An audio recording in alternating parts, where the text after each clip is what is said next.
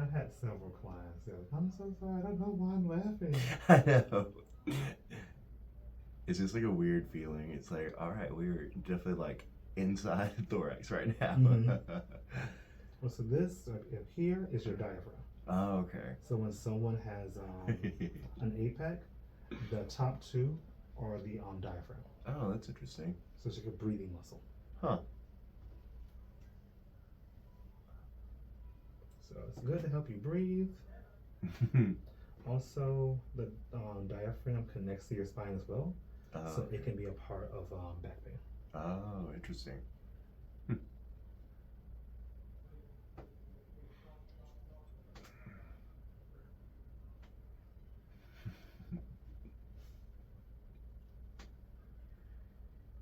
So that's why I'm kind of pushing down and then kind of going up a little bit.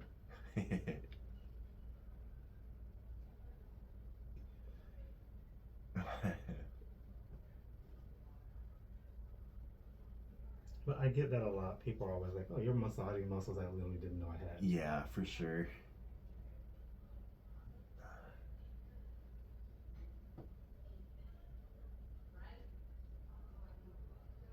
But a lot of those small muscles you're not aware of, like, are very important. Right. Like a lot of massage therapists don't massage the QL, which is like when I was working on your hip, I was kind of like lowering your hip like there, Right. and like up here when you're on your stomach. That's an extremely important like low back muscle. Oh, really? Huh. If one side becomes paralyzed, you actually cannot stand up. Oh, wow. That's crazy.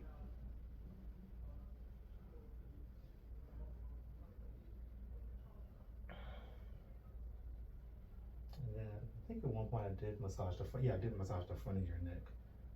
That sternocleidomastoid. That becomes a big problem for people who have neck pain. Oh, really? Yeah, my neck has been super tight. Like the rhomboids has been like pulling, I guess, and so it all of a sudden got super tight. Well, I would say it might be more the chest. Really? Because like I said, you have that rounded shoulder forward posture. I wasn't hurting you. No, no, you're fine. It was just intense. It's just like a weird, sensation. Gotcha. And then this, I will do 3 times. Okay. I forget how long you're supposed to do it. Yeah. But I did have a friend who did it for someone for 30 minutes. Oh, wow. And he pooped himself. Oh my gosh. That's wild. Yeah. This is abdominal massage. Okay. I'm literally just pushing the crap through you.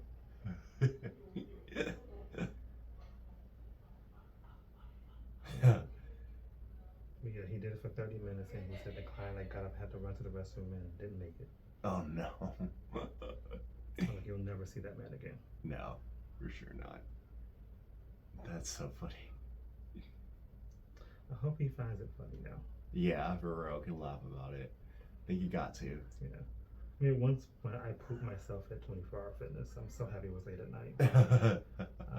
That's before I realized if you do a lot of cardio, it can kind of get things moving. Yeah, for sure. And I did a lot of cardio, and then went to the bathroom, peed, and as I was walking out, I was like, you know what? I think I'm gonna fart. I'll just fart before I open the door. But sometimes you look at the video and it's like, is that pleasurable? Right, right. There's a lot of screaming going on. Like, you need to go to the hospital.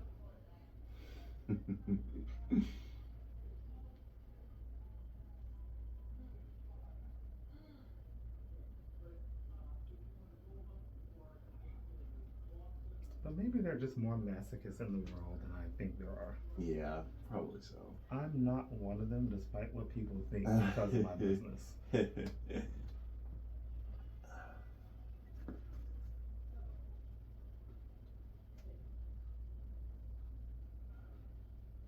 I really just don't care. Yeah, you gotta be just like neutral shit, I'm sure.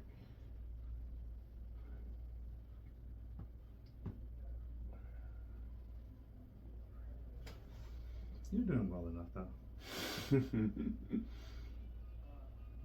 though. squirming is like normal. Yeah.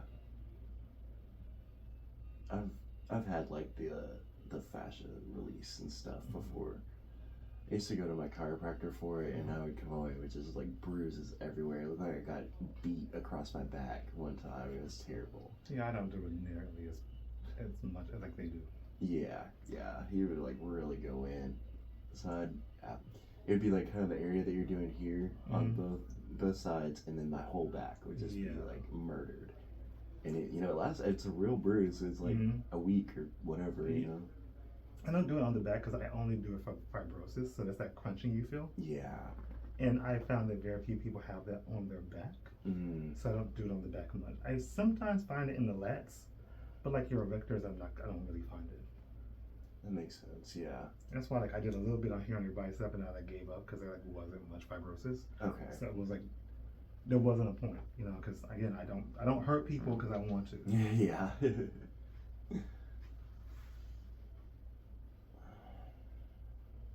If I don't think it's going to help you, I just won't do it. Yeah, just skip that.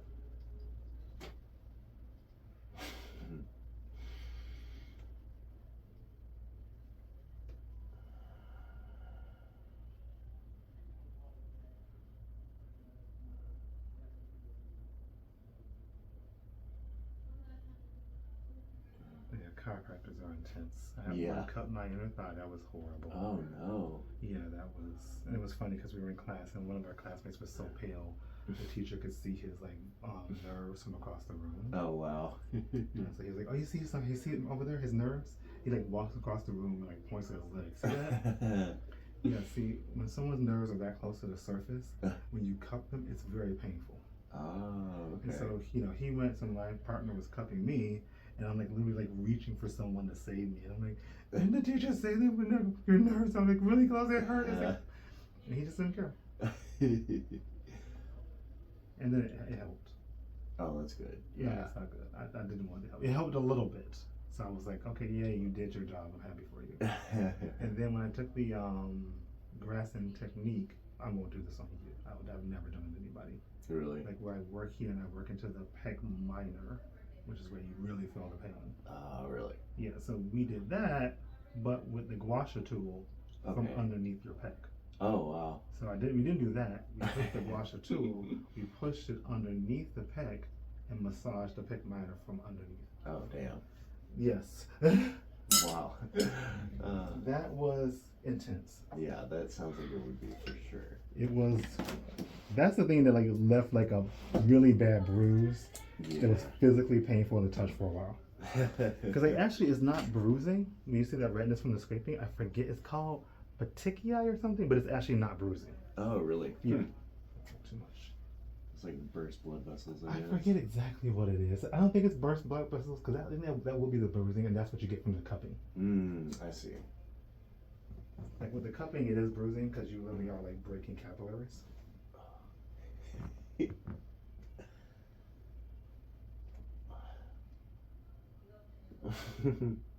I forgot what the redness is from the scraping, but it's called petechiae, something like that.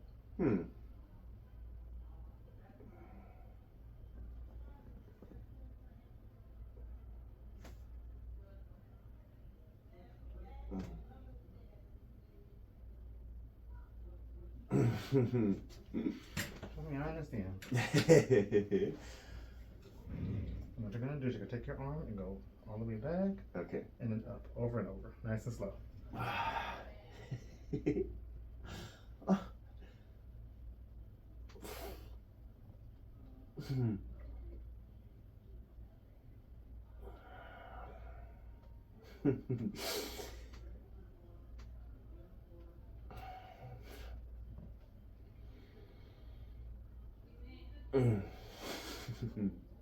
It's always funny to look at how people express their pain.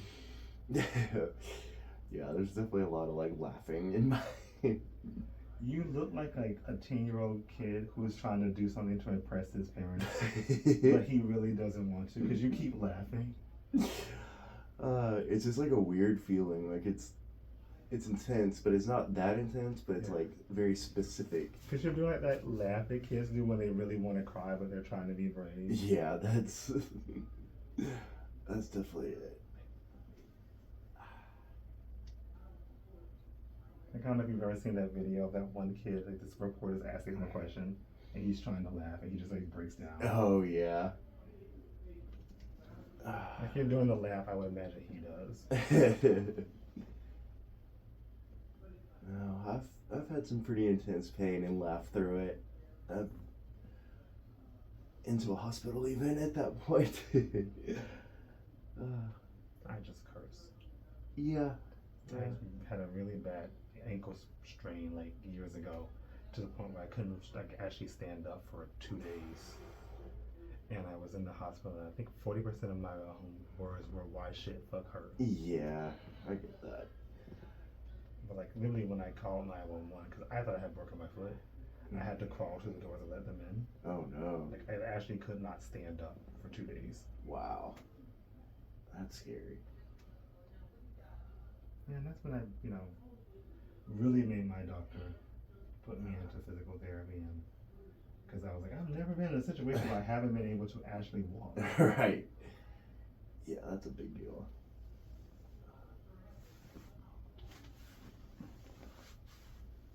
And then my physical therapist was like, yeah, you walk weird. It's probably where you rolled your ankle. Oh no. You have a weak left butt, and because of it, you walk weird. Huh. I feel like everybody's got like something, like something that just throws them off. And my left butt is the big one, so I thought that was the stronger one. And after he had me do all those exercises, like I woke up the next day and my butt was hurting on the left side. Like, why's my butt hurting? Is those exercises? Huh. Doing what it's supposed to, I suppose. Like single leg deadlifts, he had me do a lot of those. There's just a lot of stuff.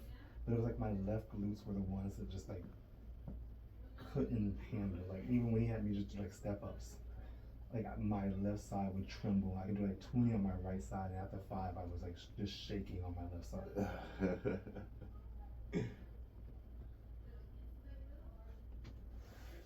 They use them now in Ubers, and I was like, this was a bad idea to me, because before I always thought of Texas as like luxury vehicles. Right. And then I got in like, what is this crap? Like, this is like a Honda. Yeah, it really, the screen is like the only nice thing about it, but now that's like standard. An F-150 has it, it's like very similar size, everything like that. That was like the one nice thing about it, and then that's gone. Like at this point, like I no longer think highly of people with Tesla. I don't think of like poorly of them. Yeah. But before, when like someone had a Tesla, like, oh, you got a Tesla, oh really? Right. Yeah. And now they're like, I have a Tesla, like, oh. Yeah. Okay. Yeah. I've had a Toyota before. Like, yeah, for real. Yeah, I agree. And I hate the door handle. It just seems extra for no reason. I think it's cool. I like it. But every time I get in, I'm like, I just want to open this door. And I don't get in them often enough to like remember how to do it. Oh, right. Yeah. It's been a while since I've gotten in one. I had some friends. Yeah, a couple of friends had them. Yeah. I'm like, just give me a handle.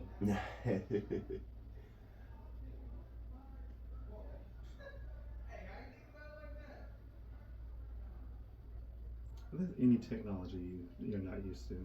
Right, yeah. I had a car that was like, my car I loved the most was my 2001 Mustang. Oh, nice. Then I got a Prius after that, because I had the Mustang the first time, like this not last year, but like years ago.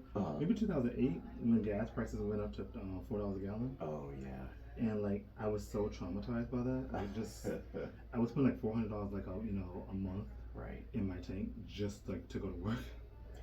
In 2008 money.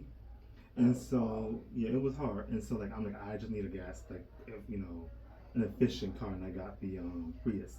Okay. But because the 2001 Mustang was like had like a lot of manual stuff, I didn't know like about key fobs and all that kind of stuff.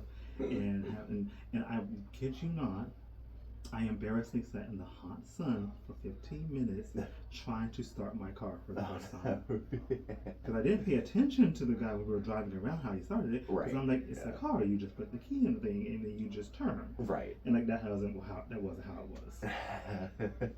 And I'm like online, like Googling, like, how do you start a Prius? I'm like, I'm so embarrassed. And he's like walking by with the next person to show them a car. I'm like just like sweating and like, hey, everything's great. I'm not an idiot who doesn't know how to start his car. Just taking a look around for a little bit, hanging out. I'm not in danger of suffocating in here because I don't know how to like let the windows down yet. I'm like, this is so embarrassing. And then there were just several times I just couldn't open my trunk because I forgot how.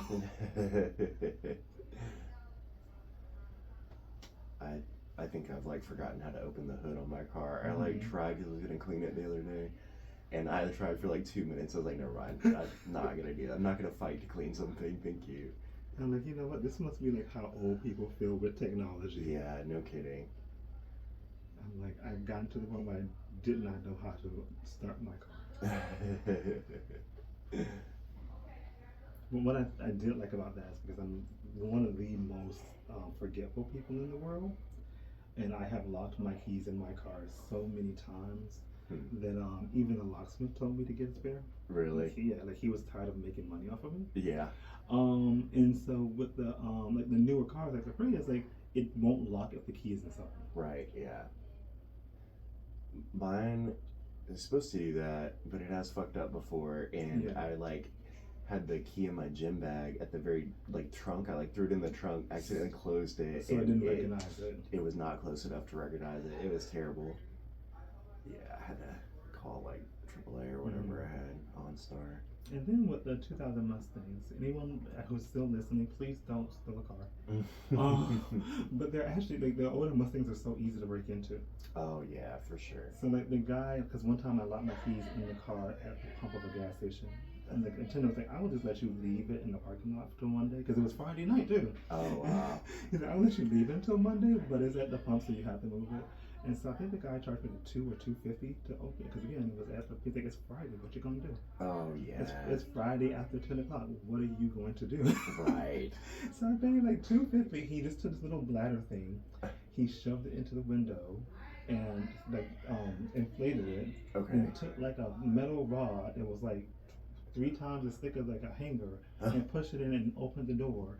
And then like I gave him the money. He's talking to me, and I'm just sitting there thinking, you need to leave. Because I'm about to snatch it out your hand. Like, I may be smiling. You may think I'm a nice person.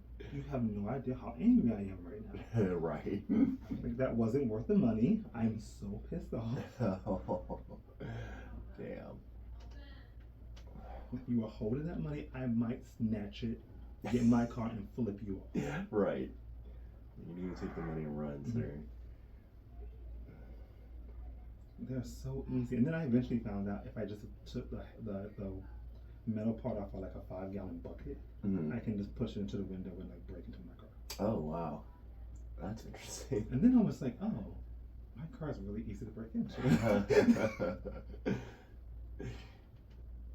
Like old Mustangs are really easy to break into. I could see that. Yeah, not a lot of R&D put into protecting it. It's like one of my clients, she got locked out of her apartment, and her neighbor came and like picked the lock for her.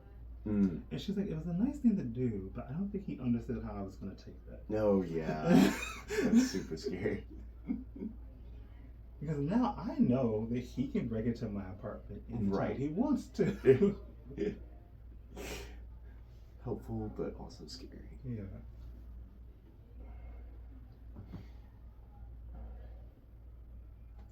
Yeah, I think I wouldn't want to live near that guy anymore. Yeah. I don't care how nice How do you you just know? Like I now know that I have never like when I'm just sleeping in my bed, there's just always a chance you can just walk in. Yeah. Yeah, I would definitely have to get like a second deadbolt or something. That's probably why my old roommate always would deadbolt the lock. He used to get on my nerves with that. I'm like, who did you wrong?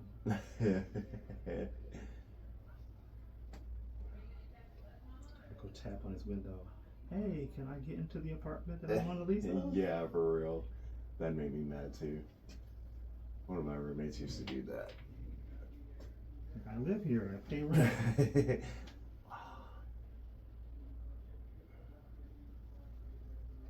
It was hilarious though. He told me he wasn't afraid of like the dark. And I'm like, yeah, but whenever you go to the kitchen, you leave the lights on when you go back to your room. That's me too. I don't fuck with that. I just tell Alexa to turn on the whole house of lights, and then I'll go get my drink and come on back. And when I'm in bed, Alexa, turn the lights off. I was here. I was like, where was I last time? While I was alone and I was afraid. I was working on someone, and he said he had heard something in the hallway. But I'm like, oh, well, you know, his office is here. It's late at night though. I don't think his office is here. Maybe it's the cleaning person. She normally doesn't come on this day, but maybe she did. Yeah. And then like after he left and I cleaned everything up and I'm like leaving, I hear something. I start walking around. Ooh. And I'm like, well, what are you gonna do? Like if you see someone, what would you actually do? Right. Yeah. Like what's the plan? I'm like, just leave. Yeah, I'm never gonna do like the scary movie script and like investigate a sound or something. Yeah. Because I'm like, if you see someone, I'm just going to hope they smile. Because if they don't look friendly, I'm just going to scream and run. Right. Get out of there. And I'm very slow. So that's... What is the running actually going to do? Like, I'm the person that, like, you know, I don't have to outrun the bear. I just have to outrun you. Right, exactly. You go hiking? Just go hiking with me. It's like, oh, we don't need mace or guns or anything. We have Terrence. We can just walk away at a brisk pace. And be safe. And put some headphones on as we hear Terrence wheezing and screaming at the same time.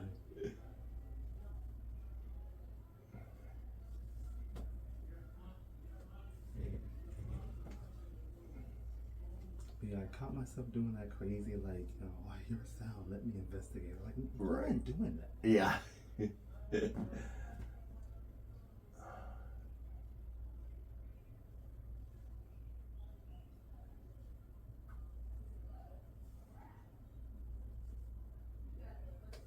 I am not brave.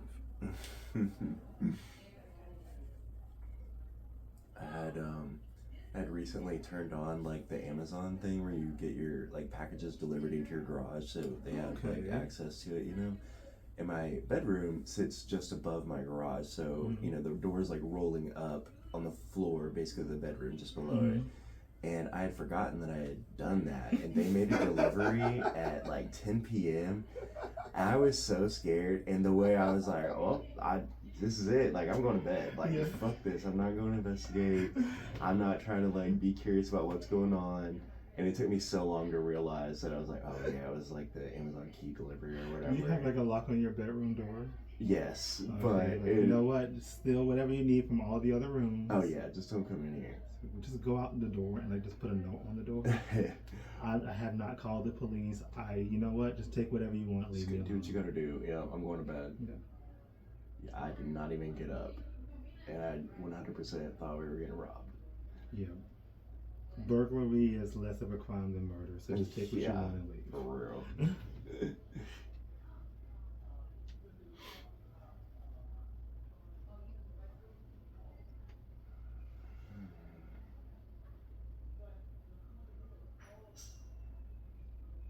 Yeah, I just tell people like I'm not one of those people who like over exaggerates how tough I am.